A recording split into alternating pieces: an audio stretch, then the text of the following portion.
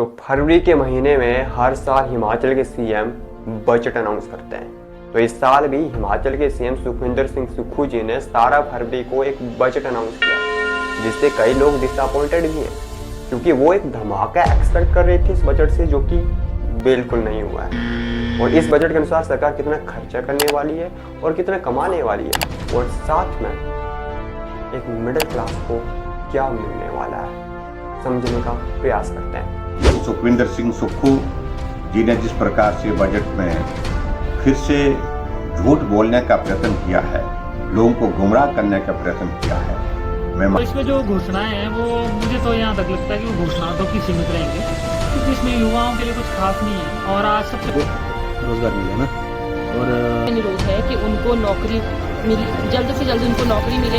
जैसे महिलाओं को 1500 देने का वादा किया था, उनको 1500 रुपया भी दिया जाए। तो इसकी शुरुआत करते हैं बजट के सबसे मेन फोकस यानी कि एग्रीकल्चर सेक्टर से, या फिर यूं कहूँ कि कृषि आधारित ग्रामीण अर्थव्यवस्था का विकास, जिस पर सबसे ज़्यादा जोर दिया गया है।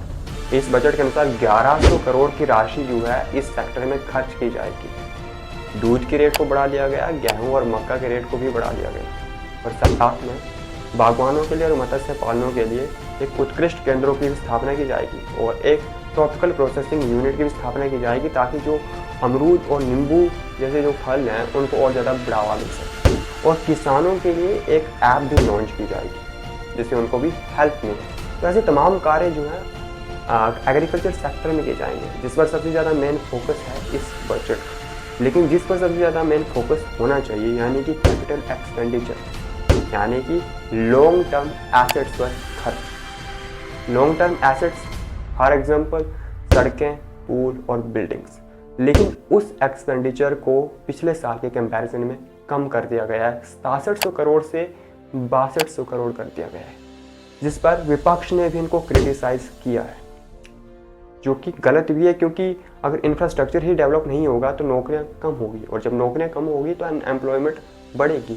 और अभी भी अनएम्प्लॉयमेंट में हमारी जो स्टेट है वो नंबर 1 है देश में, तो ये कहीं ना कहीं गलत हुआ है। तो इसी से मिलते जुलते अगर दूसरे सेक्टर की बात करूं यानी कि एजुकेशन सेक्टर की, तो एजुकेशन सेक्टर में 9000 करोड़ से ज़्यादा की राशि खर्च की जाएगी। जो न्यू एजुकेशन पॉलिसी है 2020 की वो भी लागू की जाएगी, और साथ में जो इंस्टीट्यूट हैं उनके एक्सीलेंस पर काम किया जाएगा। साथ में इंस्टीट्यूट को जो है रिजल्ट ओरिएंटेड भी बनाया जाएगा, और साथ में मेरी पाठशाला हमारा विद्यालय जैसी कई योजनाओं को भी बढ़ावा दिया जाएगा। तो ऐसे तमाम कार्य एजुकेशन सेक्टर में भी किए जाएंगे।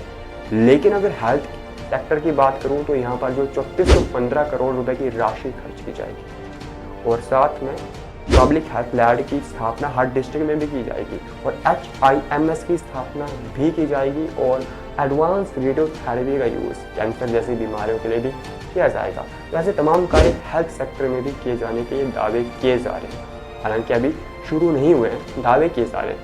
और अगर बात करूं मैं सबसे इम्पोर्टेंट टॉपिक यानी मिडिल क्लास की, मिडिल क्लास को क्या मिला इस बजट से, तो जो भी मिडिल क्लास हैं अगर उनकी जो आय है वो 1 लाख से कम है, तो उनको सरकार की तरफ से 3 लाख रुपए की जो सहायता है वो एक घर बनाने हेतु मिलेगी।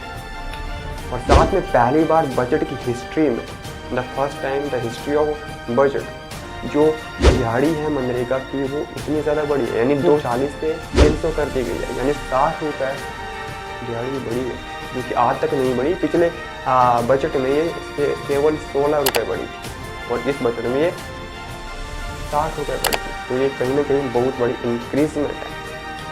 और अगर ओवरऑल बजट की मैं बात करूँ, जो कि 55,444 करोड़ का बजट है, जो कि पिछले साल के कंपैरिजन में 5031 करोड़ बढ़ा है।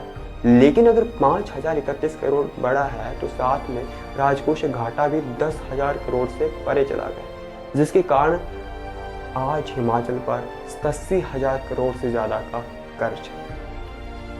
और इस कर्जे को लेकर या इस कर्जे से निवारण हेतु इस बजट में उतनी कुछ खास स्ट्रेटजी की बात नहीं की गई।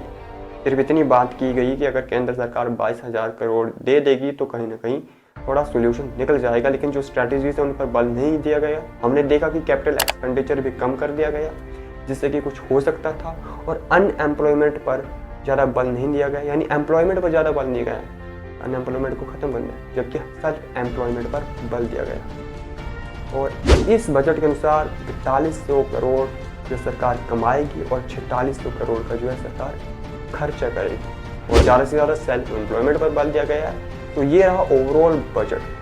So that's it for today, and this is Umesh Kumar, and Jai Shri Ram to all of you.